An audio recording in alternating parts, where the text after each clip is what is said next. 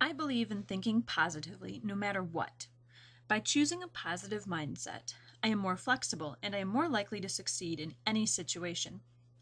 I am the bright spot in people's day, and if there is nothing left to choose, I can always choose my attitude. But clearly, the only choice is positive. In elementary and middle school, I remember being generally unhappy in school. I did not feel like I had many friends, and because it was a small class and many of us had known each other since kindergarten, there was some deep-seated hatred among certain girls by the time we reached 6th and 7th grade. Much of our lunchtime proceeded with someone making a snide remark to someone else, which spiraled into all the girls taking sides based on who we liked that year. By recess, it was an all-out war. Following lunch, we wasted too much class time listening to our teacher lecture us on proper playground behavior and how we didn't deserve any friends at all if this was how we treated one another. Great pep talk. But then, everything changed. I moved away, far away. New house, new school, new friends. A sense of extreme optimism surrounded me like a dense fog. A few times I was worried my world would come crashing down from its lofty castle of happiness. But it never did, because a very positive experience had been handed to me by my parents. I couldn't blame them because I wasn't sad. From that moment on, I recognized I had a choice about how to interpret, react to, and deal with any situation thrown my way. For example, when my grandma died the spring of my 8th grade year, I evaluated my situation. I felt terrible for my dad. Both of his parents were gone. I had two options. I could wallow in my despair and cry forever over something I couldn't control. Or I could go to school, complete my homework, and hang out with my friends, knowing that by being the best person I could be, my grandma and dad would be proud. I chose positivity over sadness.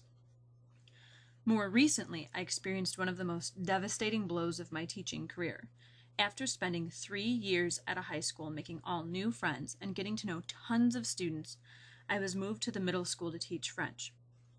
I wanted nothing to do with middle schools or French. I cried for an entire afternoon, first with my closest friend and then with our department head. No matter how much they told me I would be phenomenal, my loyalties and affections were at the high school. Nothing would be the same. Everything would be different, and it was all wrong and very bad.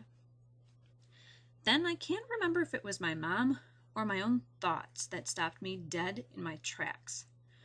I realized again that it was my choice about how I dealt with the situation. As angry as I was, I could not let the bitter negativity ruin my summer or my entire outlook on life and teaching career.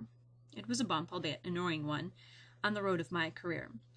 If I had to put in another 30 years before retiring, who knows what other types of bumps, chasms, or roadblocks I would encounter. Furthermore, I knew I was a nice person who makes friends easily. If I could attain new friends in middle school, I'm sure I could again at another middle school. Oh, the irony. School life was not too terrible at the middle school. I made a new bestie that year, Christina. We are fellow Michiganders, and our allegiance to the best state ever kept us in high spirits. And we both had cats we adored. So there was more than one positive conversation occurring on any given day in the foreign language hallway. Very rarely am I gloomy. I can't imagine what my life would be like if I did feel that way. My hope is that my positive outlook on life will inspire those closest to me, friends, family, and students, to assess their mindset and change their way of thinking. May all your dreams bloom like daisies in the sun. May you always have stars in your eyes. May you not stop running, not until your ace is won. May you always have blue skies.